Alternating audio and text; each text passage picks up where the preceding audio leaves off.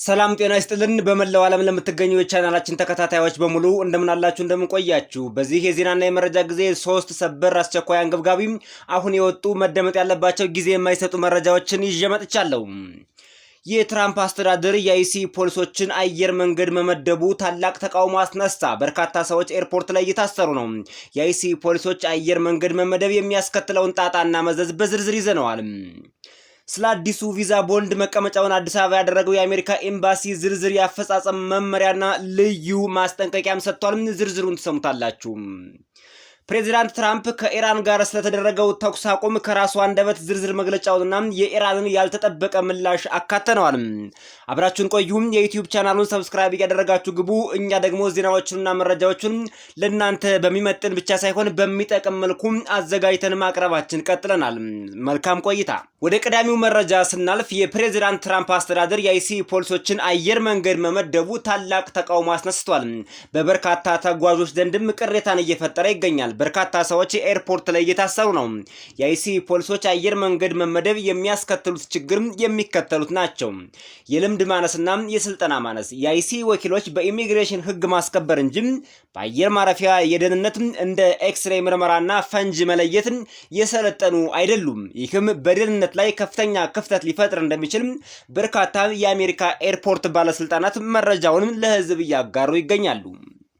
የስደተኞችን እስራት። ፕሬዚዳንት ትራምፕ ወኪሎቹ የአየር ማረፊያ ሰልፎችን ከማስተካከላቸው ባለፈ በህገ ወጥ መንገድ ወደ አሜሪካ የገቡ ስደተኞች ላይ ከፍተኛ ቁጥጥር፣ እስርና እንዲሁም ዲፖርቴሽን ሊያካሂዱ እንደሚችሉ በርካታ ስደተኞች ከወዲሁ ስጋታቸውን እየገለጹ ይገኛሉ። ብቻ ሳይሆን የአይሲ ወኪሎች በዛሬው ዕለት አንዳንድ ኤርፖርቶች ላይ በድንገት ስደተኞችን ማሰር መጀመራቸው ነው ሰበር ዜና ሆኖ የወጣው።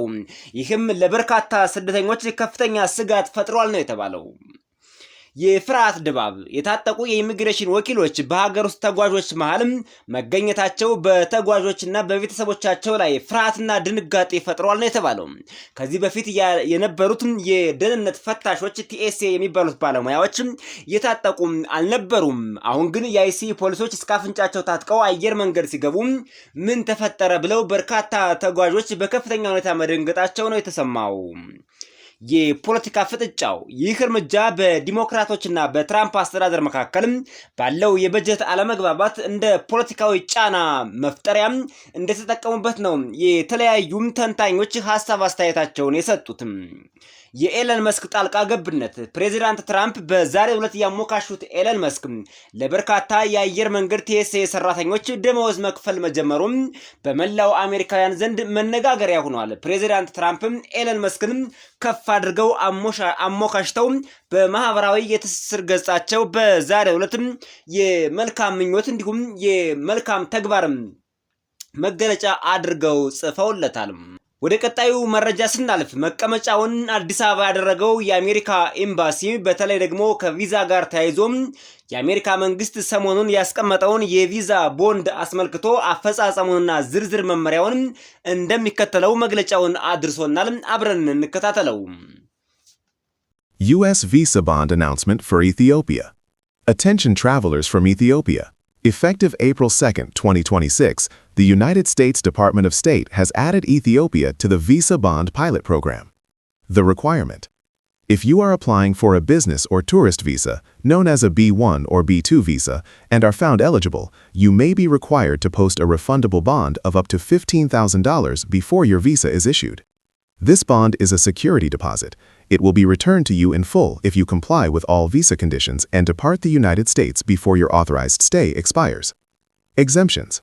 Please note, this requirement does not apply to those holding a valid B1 or B2 visa issued before April 2nd. Additionally, students traveling on F or M visas are not subject to this bond. It applies only to qualified business and tourist applicants. Important warning: do not pay your bond in advance. Paying early does not guarantee a visa. Third-party websites claiming to collect these fees are often scams.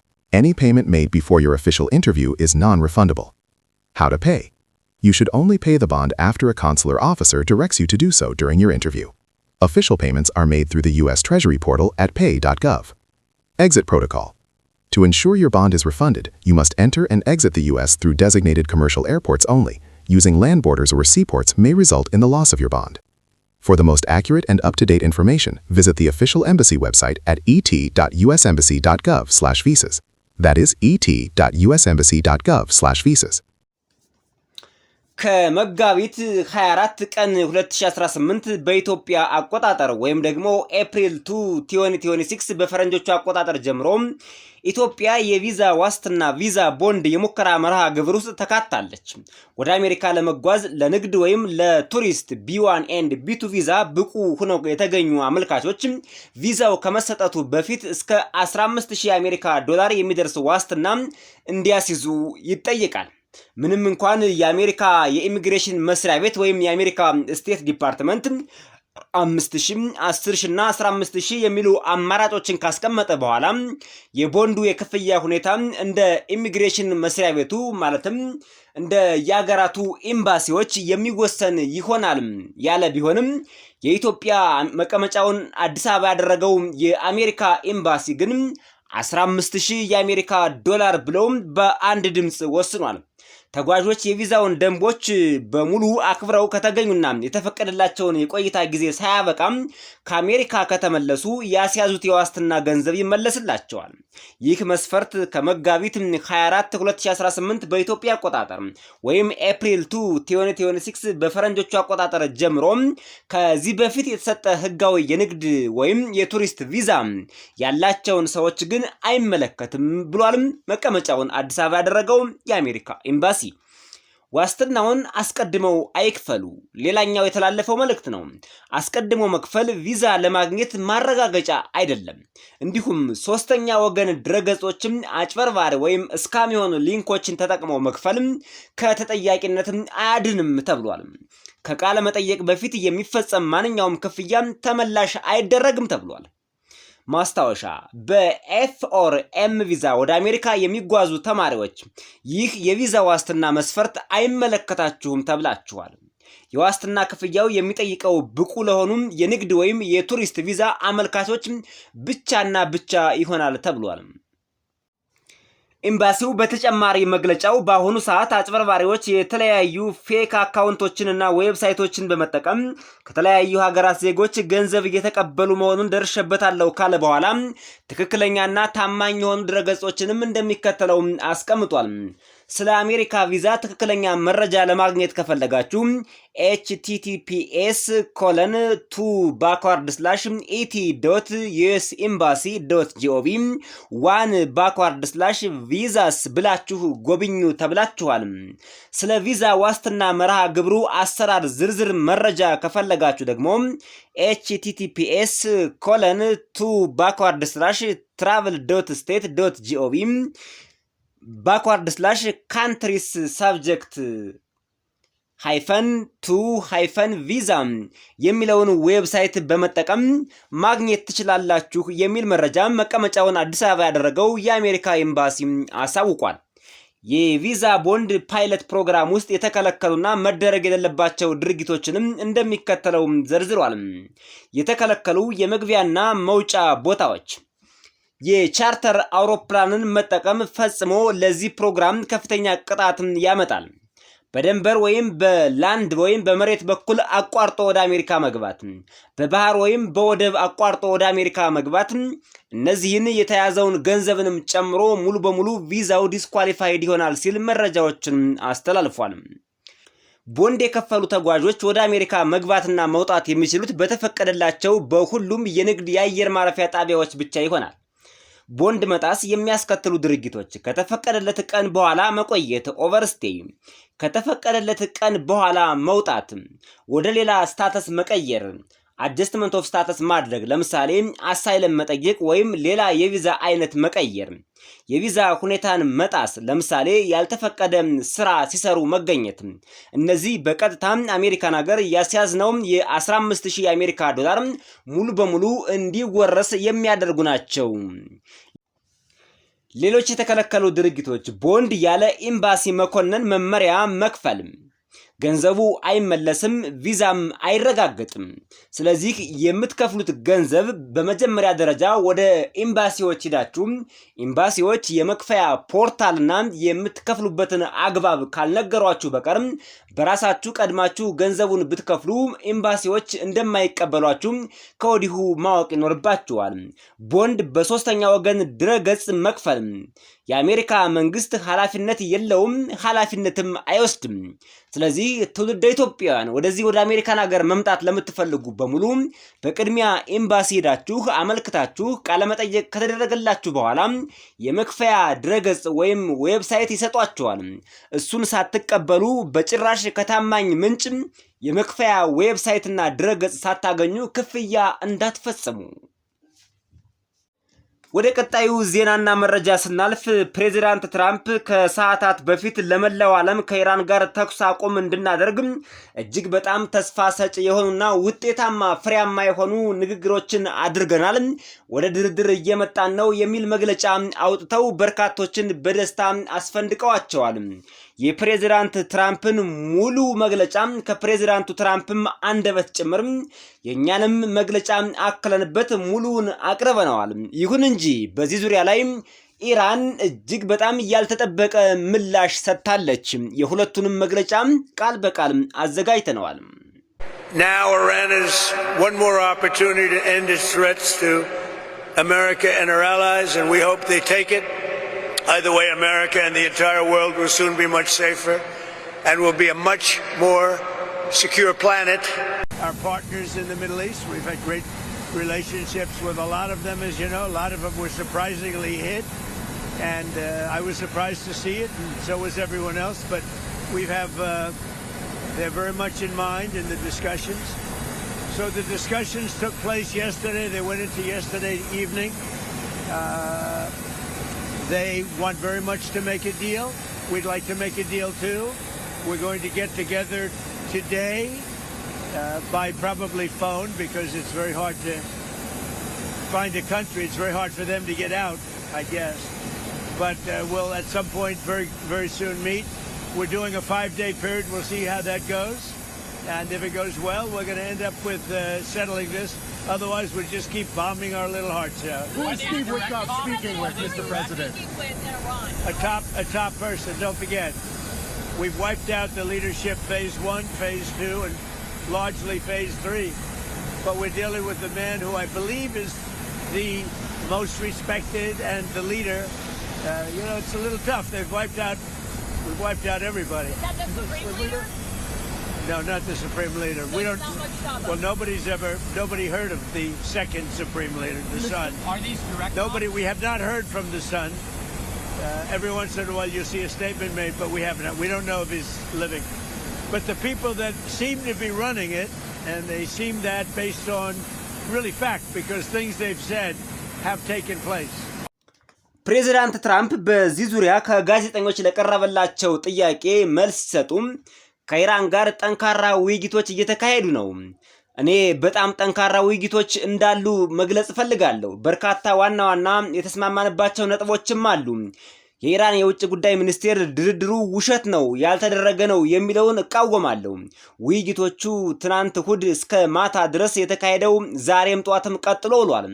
በስልክ ሊሆን ይችላል። በ5 ቀን ጊዜ ውስጥ ግን እጅግ በጣም የሚገርም ለውጥ እናይበታለን ሲሉ ነው ፕሬዚዳንት ትራምፕ የተናገሩት። ዋና የአሜሪካ የድርድር ተዋናኞች ስቲቭ ዊትኮፍ በድርድሩ ዋነኛ ተዋናይ ነበር።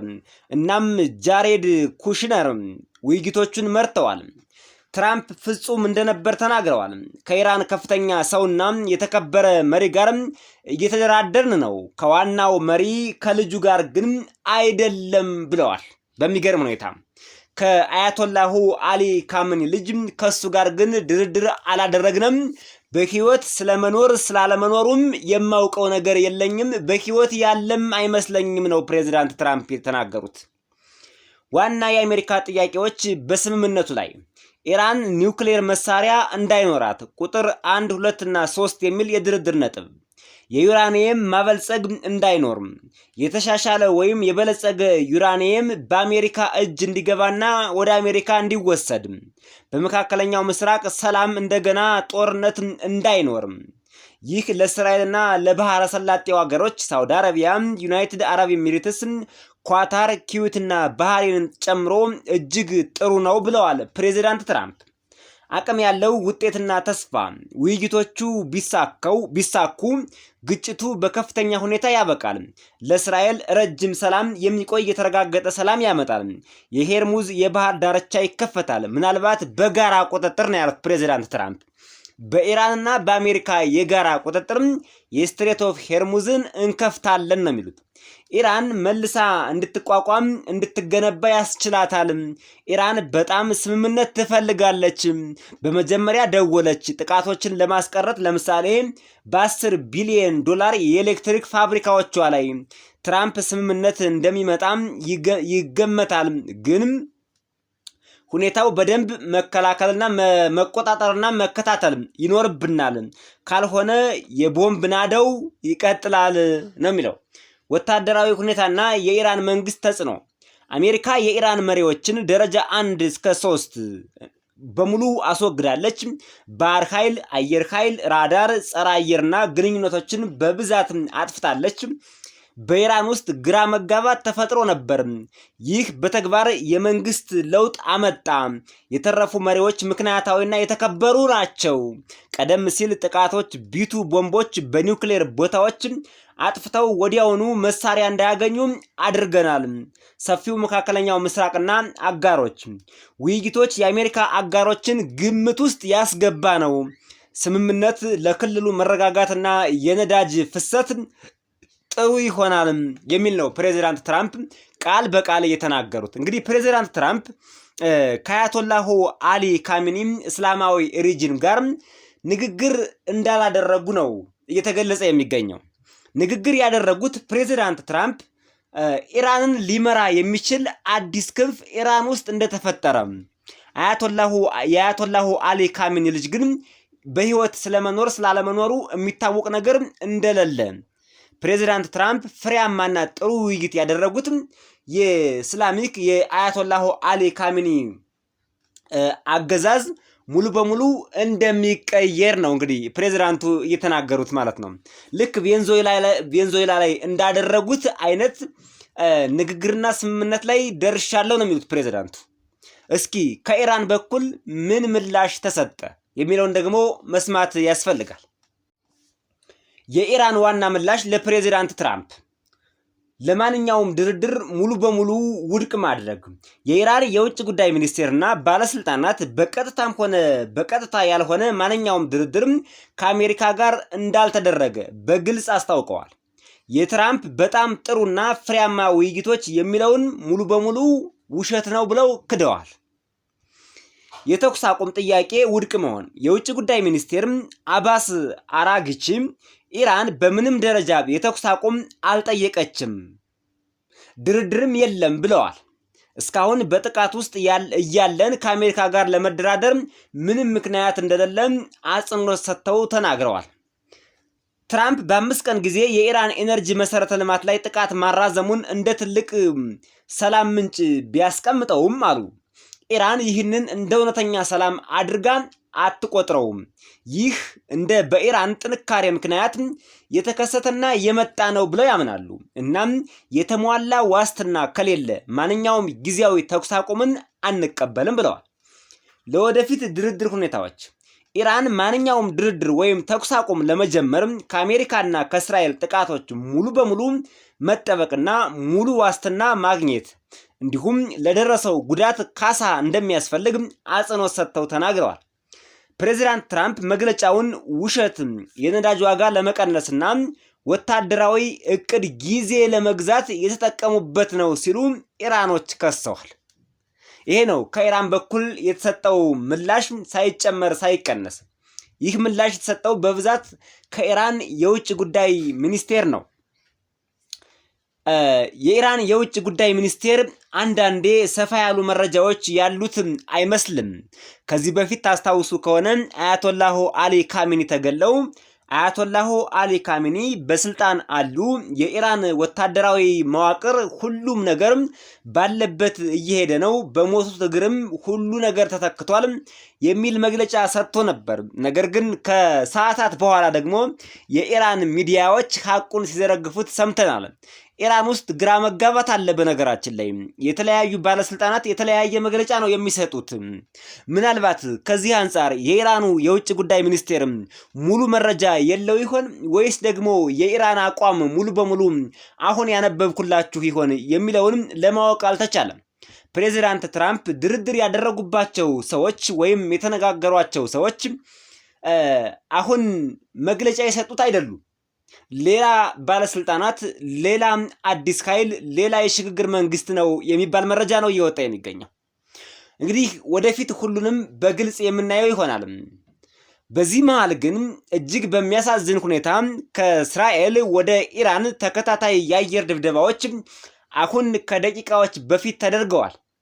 ፕሬዚዳንት ትራምፕ የተኩስ አቁም ባወጁበት በዚህ ሰዓትና በዚህ ጊዜ ውስጥ እስራኤል በኢራን ላይ ያልተጠበቀ ጥቃት ሰንዝራለች። ስለዚህ ፕሬዚዳንቱ በተስፋ የሞሉን ተኩስ አቁም ገና በይዋል በይደርና በአየር ላይ የተንጠለጠለ፣ ተስፋው ግን ጥሩ የሚመስል መሬት ላይ ግን በደንብ ያልታየ ይመስላል። በእርግጥ ከዚህ በፊት ፕሬዚዳንት ትራምፕ ታስታውሱ ከሆነ እስራኤልና ፕሬዚዳንት ትራምፕ ወይም አሜሪካ በኢራን ላይ ተኩስ አቁም ካደረጉ በኋላ እስከ 3 ቀን ድረስ ሲታኮሱ ነበር። በርካቶቻችን እንደምናስታውሰው ምናልባት ፕሬዚዳንቱ ዛሬ የተኩስ አቁም መግለጫውን ቢያወጡም እንግዲህ በጦርነቱ ሕግና በጦርነቱ አካሄድ የሚያስተካክሉት ነገር ካለ ዛሬና ነገ ጦርነቱ ሊቀጥል ይችላል። ወደፊትም ዝርዝር አፕዴት የሆኑ መረጃዎች ሲኖሩን የምናደርሳችሁ መሆኑን ከወዲሁ ቃል እየገባን በሌላ ቪዲዮና መረጃ እስከምንገናኝ በዚሁ ተሰናብተናል። ሰናይ ቆይታ